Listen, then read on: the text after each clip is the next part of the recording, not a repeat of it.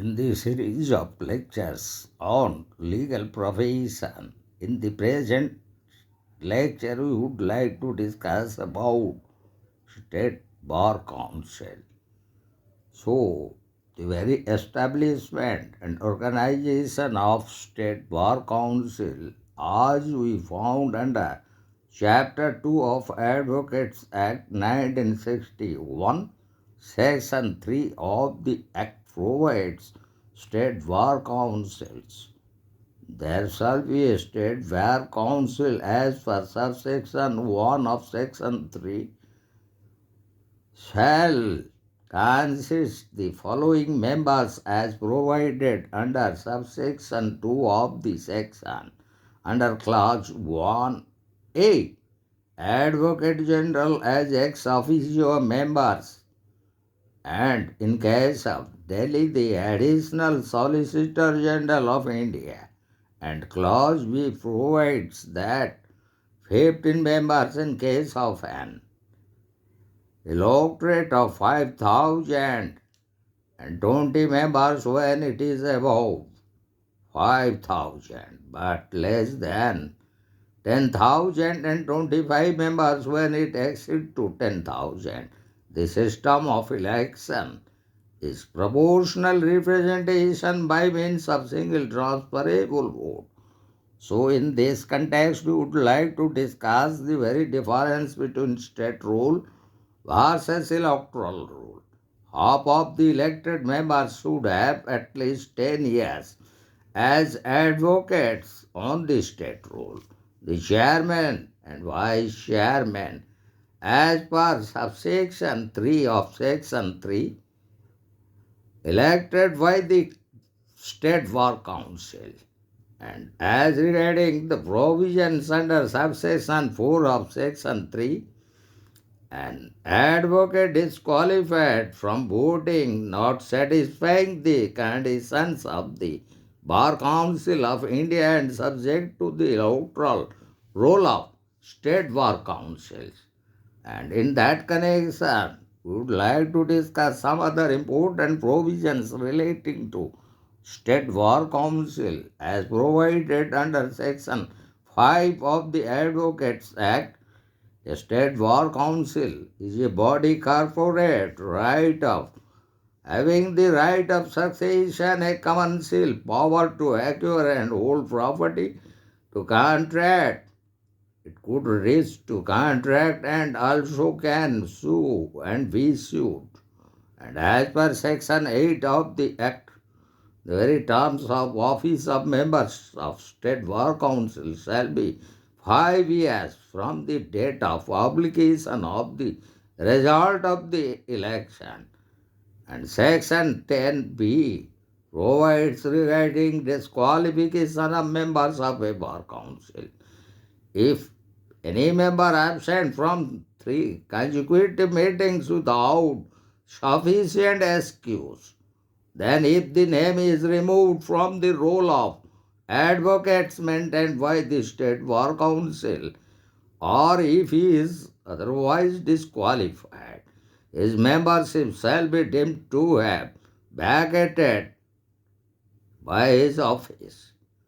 And Section 11 of the Act provides regarding staff of Bar Council, which would consist a secretary, an accountant, and such other persons deemed necessary. And in reference to that, we found under the Bar Council of India Rules Part 3 under Chapter 1 the electoral roll, and also regarding disqualification of membership and vacation of office as according to Section 3 and Section B of the Advocates Act, and as provided by those rules made by the Bar Council of India in regards to Rule 1. Every advocate whose name is on the electoral of the state Bar Council shall be entitled to vote at an election of the State Bar Council.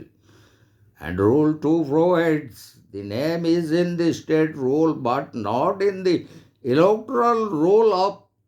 maintained by the State Bar Council. If his name is removed or suspended from practice, or on discharge insolvent, or found guilty of an election offence, or convicted for moral turpitude, full-time service,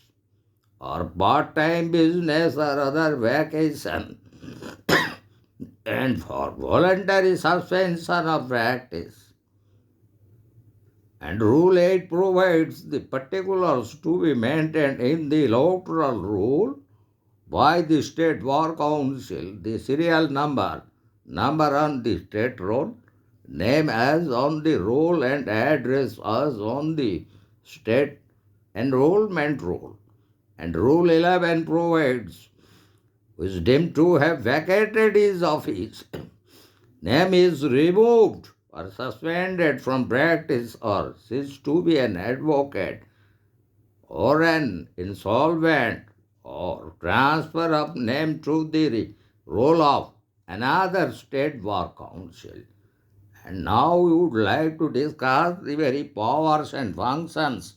of the state bar council as provided under section 6 subsection 1. The State Bar Council is to admit persons as advocate on its role to prepare and maintain such rule, or to decide cases of misconduct, or to safeguard the rights, privileges, and interests of advocates,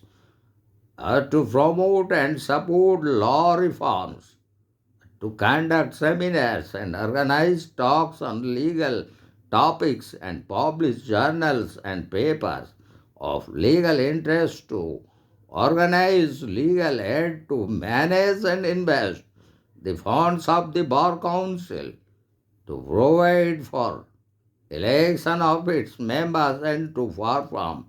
all other functions. And subsection 2 of section 6 provides it may constitute funds for the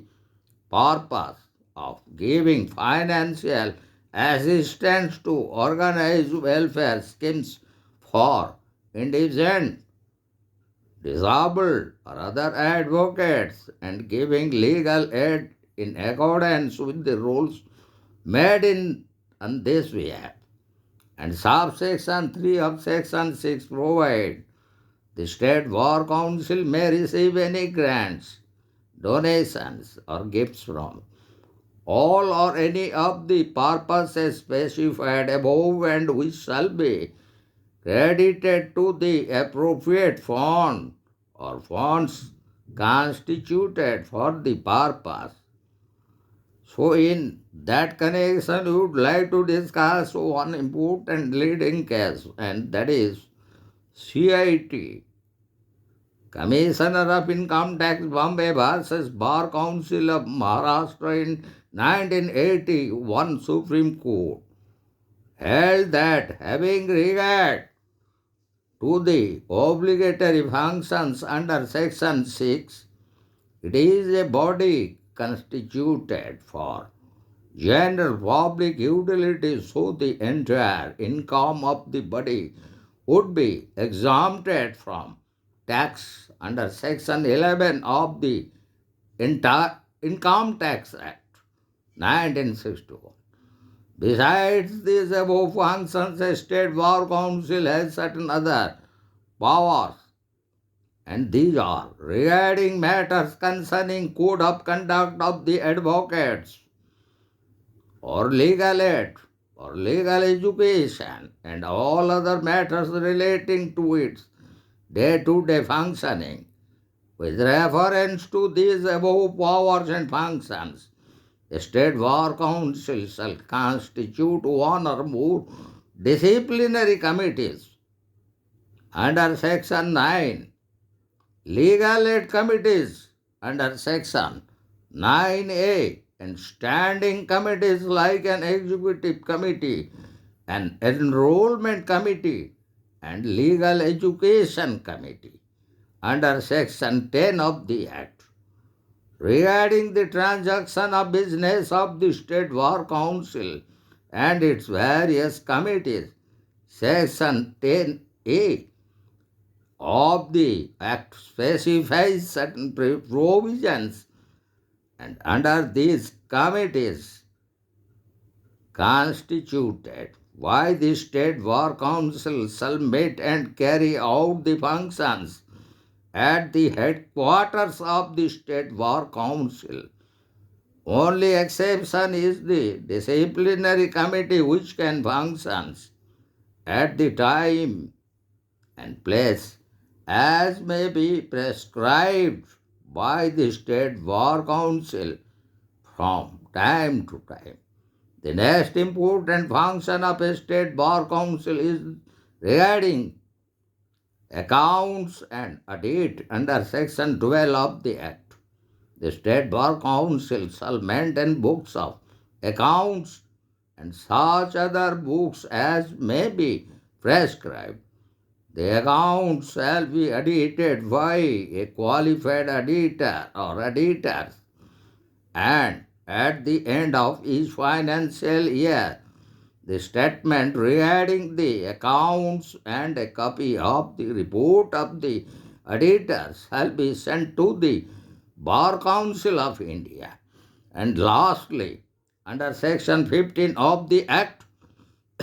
the State Bar Council is further empowered to frame and make rules relating to matters concerning the election of its members, chairman and vice chairman, filing of filling of vacancies, powers and duties of the chairman and vice chairman, the constitution of funds for financial assistance, legal aid and advice, and the summoning and holding of meetings of the Bar Council and its committees. So also laying down the qualifications and conditions of service of the Secretary of the State Bar Council, the accountant, and other employees of the State Bar Council. Also the maintenance of book of accounts and other books relating to accounts, the appointment of auditors and audit of the accounts, and at last it can frame rules for the proper management and investment of funds of the State Bar Council. Further, a State Bar Council may make rules under Section 28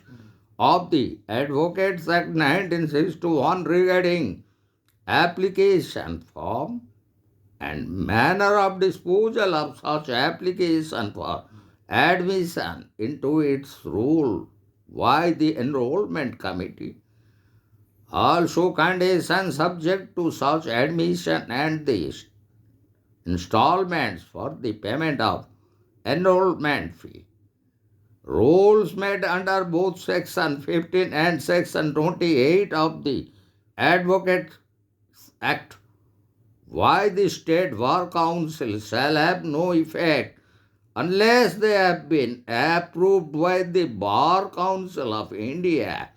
under subsection 3 of the said section as provided under the Advocates Act 1961. So almost in this lecture, we have discussed the very establishment and organization of State Bar Council under the very introductory analysis, and in that connection also we have discussed how the State Bar Council is a body corporate and the very terms of office of those members, the chairman, vice chairman, the secretary and other members, and the very nature of disqualification and the staff of State Bar Council, the very difference between the state rule and electoral rule, and the powers and functions of the State Bar Council in regards to constitution and functioning of disciplinary committee, legal aid committee, and those standing committees like executive committee, enrollment committee, Legal Education Committee. So also under section 10A,